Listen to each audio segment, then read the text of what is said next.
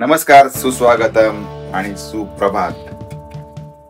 खूप आनंदात आहे, खूप मजेत आहे, म्हणजे होतो आतापर्यंत तरी. आणि ज्या वेळेला मला बायकोने असं एक काम सांगितलं आणि तिने काम करायला घेतलं तेव्हा मला एवढी धडकी भरली. That was shocking for me. ते काम तुम्हाला दाखवतो.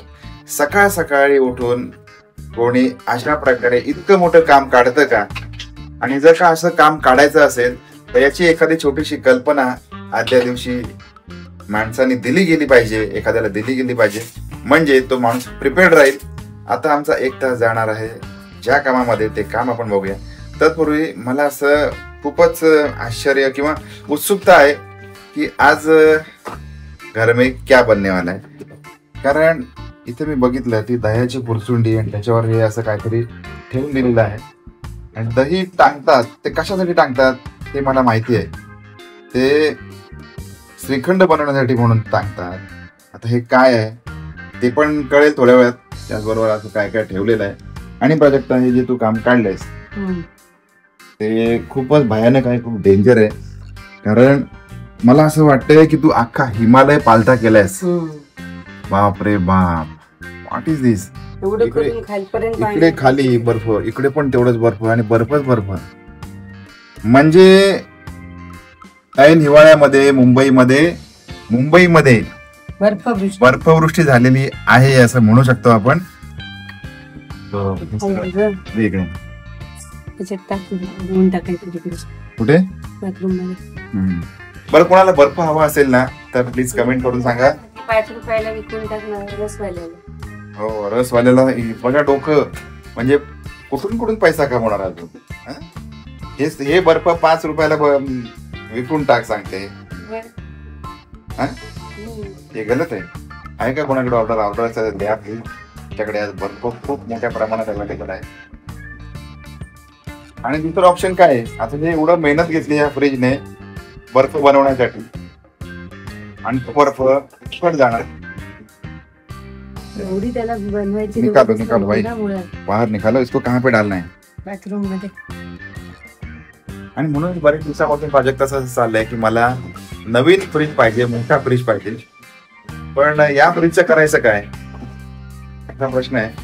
आणि दुसरं म्हणजे नोकरीवाला यूट्यूबर भाई, पैसा नहीं है इतना अपने पास, थोड़ा टाइम लगेगा. तो इसका पूरा इस्तेमाल करेंगे पहले और शायद ले लेंगे बहुत जल्दी.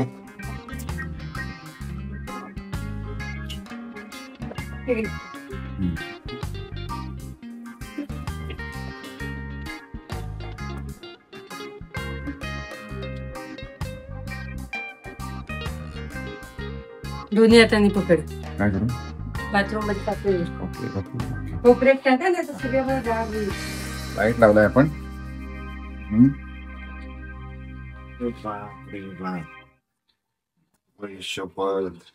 आणि हे बघून आहे ना थोडस लहानपण आठवलं. असं जर का बर्फ लहानपणी मिळालं असतं ना तर त्याच्याशी दिवसभर आपण खेळत बसलो असतो. मस्त एकमेकांच्या अंगावर मारलं असतं. न जाणू काय काय केलं असतं माहिती नाही. ठेवायलाच जागा होत नाही फ्रीज मध्ये. हो, माझ्या तर तिकडे काय बघ ना तुझ्या मागे. काय नाही माझ्याकडे, मला नाही फरक पडत. नाही टाक, काय नाही फरक पडत मला. मग काय बघ, महेश्वरी पाहिजे होती मला इथे आता चढण्यासाठी. मला काही नाही. एवढं बर्फ लावलं काहीच झालं नाही. तो आता माझी हेल्प तुला काय रिक्वायर्ड आहे सांगू शकशील? हो, मग हे लावायचं आता काढून. बस सगळ्यांवर पाणी पडलंय. माय गॉड, म्हणजे हे आता एवढं सगळं काढून पुसायला लागेल. आणि न जाणू काय काय काय काय. आणि प्राजक्त, तुझ्या फ्रीज मध्ये इकडे 2 बॉटल फोडो आहेत. कसल्या आहेत त्या? Mango juice. काय? आंब्याचा रस. नको तिथे इंग्लिश नका वापरू बाबा. आंब्याचा रस पडून आहे. तो लवकरात लवकर कोणाच्या तरी मुखाला लागावा याची जबाबदारी घ्या. खरं म्हटलं तर बायकांचं किती छोटं स्वप्न असतं ना. मला आता या फ्रीज वरून आठवलं, तुमच्याशी सगळ्यांशी शेअर करतो. खूप वर्षापासून माहिती नाही, पण मे बी लग्न झाल्यानंतरच आपण प्रोजेक्ट हा फ्रीज घेतला ना. लगेचच फ्रीज घेतला होता आम्ही. म्हणजे खूप वर्ष झाली. आता किती वर्ष झाली तर तुम्ही ओळखा, कमेंट करा. आमची ईश्वरी आहे 10 वर्षाची, 11 वर्षाची आहे. त्याच्यामुळे यू मे गेस ते, त्यामुळे तेवढ्या वर्ष ह्या फ्रीजला पण झालेली आहेत लग्नाच्या एवढीच. आणि तेव्हापासून ती मला म्हणते की एक मोठा डबल डोअरचा फ्रीज हवाय. हा आहे सिंगल डोअरचा. आणि तेव्हापासून सगळ्या घडामोडी तेव्हा आपण सिंगल डोअरचाच घेतला होता. हा 2-3 वर्ष तरी झाली. हा तेव्हापासून आपण सिंगल डोअर घेतला होता. म्हणजे हा फ्रीज आता पुरत नाहीये. बरोबर, काहीच मावत नाही त्याचं. पण तेव्हा कसं असतं, तेव्हा आपल्याला म्हणजे संसाराची सुरुवात असते, नवीन नवीन सगळे एक एक जुटाने कार येत आहे. त्याच्यामुळे ते आपलं बजेट सगळ्या गोष्टी, पण जसं जसं थोडंसं आपण एक्सपांड होतो, वाढतं, त्याचं मग एक छोटंसं जे आपलं स्वप्न अपूर्ण राहिलेलं असतं, की आपल्याला असं वाटत असतं की आपल्याला हे पाहिजे ते पाहिजे, तर त्याच्यानंतर मग आपण ती गोष्ट त्याच्यासाठी प्रयत्न करतो. आणि तो फ्रीज लवकरच येईल या किचनमध्ये अशी अपेक्षा आहे. पण ह्या फ्रीजचं करायचं काय, कारण हा फ्रीज जरी असेल तरी असं सगळ्या जुन्या गोष्टी, म्हणजे आमची स्कूटी असेल, हे फ्रीज असेल, ज्या काही जुन्या गोष्टी आहेत ना, ते मला पिळून द्यायला लागते सारखं. या सगळ्या जुन्या गोष्टींवर आपलं खूपच प्रेम असतं, माझं पण आहे आणि प्राजक्ताचं पण आहे. त्याच्यामुळे खरं तर हा जो फ्रीज आहे, हा फ्रीज आम्हाला म्हणजे रिसेल काय म्हणतात, रिटर्न करून मग नवीन घ्या किंवा भंगारवाल्याला द्या, अशा प्रकारे आम्हाला ते इच्छा होत नाही ना प्राजक्ता. खरं म्हणायचं तर असं वाटतं की नको, म्हणजे असू दे, आपला एवढा म्हणजे एवढे वर्ष आपल्याला सोबत राहिला आणि अजून फंक्शनिंग मध्ये आहे, त्याच्यामुळे असं वाटतं की ते नको करायला, म्हणजे द्यायला नको. त्याच्यातून आपला कोणी असाच मित्र असेल, जवळचा असेल, कोणाला गरजवंत असेल, त्याला अगदी फुकटात द्यायला पण आपल्याला चालेल, पण तो भंगारामध्ये देण्याची किंवा अशी देण्याची इच्छा होत नाही. राईट प्राजक्ता? सो आता हे आमचं काम तर चालूच राहील. इकडे काय आहे ते आपण थोड्या वेळात बघूया, कारण आमची ईश्वरी पण आणि ही प्राजक्ता पण, या दोघी पण आहेत ना, एकदम सस्पेन्स क्रिएट करण्यामध्ये काय हात त्यांचा कोणीच धरू शकत नाही. शेवटच्या क्षणापर्यंत काय हे सांगत नाही. आणि मग शेवटी मी पण शोधून काढत असतो ते, पण असं आहे गमती जमती. काढायला तुम्हाला सगळे शेवटी शोधून काढता ना, ते तयार झाल्यावर शोधून काय करायचं कळतच तुम्हाला. त्याच्यामुळे आता काय आहे, आता जरा शांततेत बायकोला मदत करतो, नाहीतर हा व्हिडिओ तर मध्ये भांडण बघायला मिळेल तुम्हाला. तसं नकोय, सकाळ सकाळ आहे, त्याच्यामुळे पहिलं हे करतो मदत, त्याच्यानंतर आपण किचन मध्ये काय आहे ते बघूया आणि मग बघूया काय काय घडत आहे.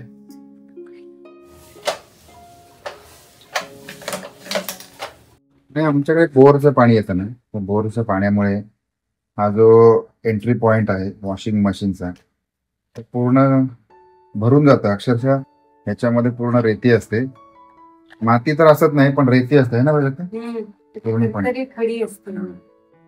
आता पण हे लावणं महत्वाचं आहे, लावलंय आता आम्ही सगळं. आणि त्यातल्या त्यात मग काय केलं पाहिजे, मला सांगितलं की वॉशिंग मशीन पण बाजूला घ्या, फ्रीज बाजूला घ्या, आणि पूर्ण आता हे तिला क्लीन करण्यासाठी मी थोडीशी मदत केली आणि काम झालेलं आहे पूर्ण. आता आतमध्ये टाकायचं का आपण? वाळलं का? वाळलं असेल. आणि एक गोष्ट सांगू का, जोपर्यंत मी एक ब्लॉग बाहेर एडिट करत बसलो होतो, तितक्यामध्ये प्राजक्ताचं पण काम चालू होतं. तिने मस्तपैकी हा फ्रीज तिचा अरेंज करून घेतलाय, बघू शकता प्रॉपरली. हे सगळ्या बरण्या पुसून घेतल्यास का, आणि इथे वरती जो हिमालय तयार झाला होता तो पण क्लीन झाला, पूर्ण हिमालयाचं आता ओके. राजस्थान झालेलं आहे वाळवंट, खाली आहे ताकाच्या पिशव्या, आणि या बाजूला आहे सगळं जे काय आहे ते आहे. त्याचबरोबर डोअर पण पूर्ण भरलाय. बघा काय राहिलंय सांगा, काहीच नाही, सगळं फुल पॅक झालेलं आहे फ्रीज, सगळंच झालंय बघा टोटल. त्याच्यामुळे दुसरा फ्रीज हवा आहे आणि लवकरच, मे बी नॉट 100% शुअर, पण आणावाच लागेल. तुला सुंदर असा, आवडेल असा, मस्त एवढा फ्रीज हवाय, महागातला महाग, स्वस्तातला स्वस्त, एवढा ना.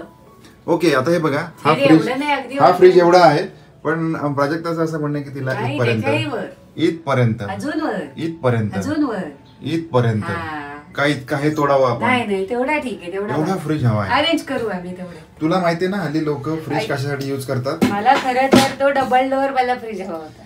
मोठा फ्रीज लोक कशासाठी युज करतात माहितीये ना? मला त्याच्यासाठी नाही करायचं, पण मला फ्रीज आवडतो तसा कबर्ड सारखा 2 डोअर वाला.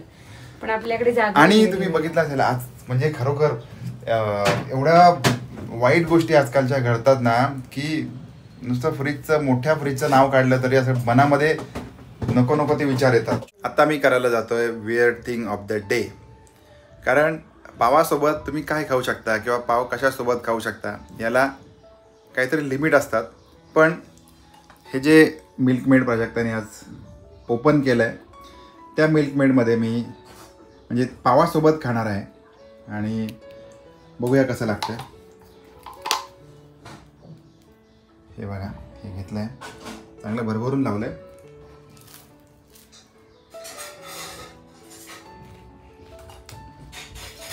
मान गए बॉस, मस्त टेस्ट आहे, एकच नंबर टेस्ट. मिल्कमेड सोबत पाव ट्राय करून बघा, आवडेल 100% याची खात्री आहे. आणि आजच्या दुसऱ्या दिवशी अत्यंत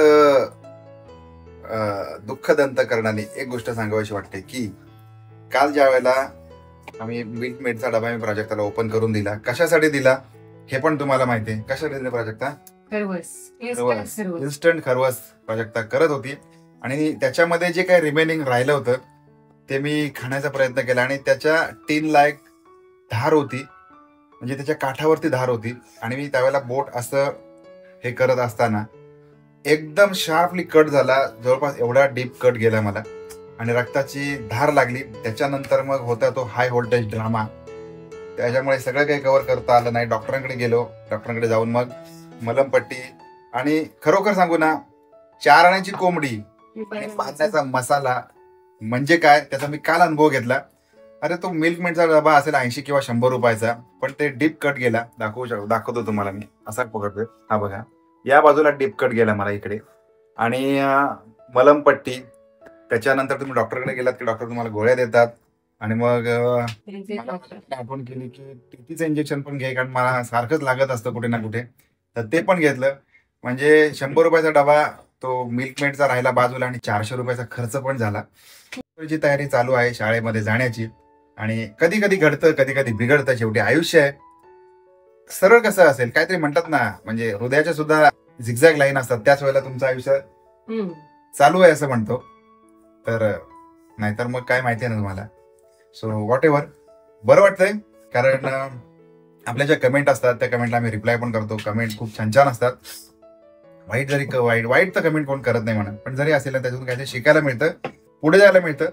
आणि वेळात वेळ काढून हा ब्लॉग बघितला त्याच्यासाठी आपल्या सगळ्यांचे मनापासून आभार. भेटूया पुन्हा एकदा अशाच एखाद्या फॅमिली ब्लॉग मध्ये. तोपर्यंत बाय बाय, काळजी घ्या. बाय बाय, धन्यवाद, आभार.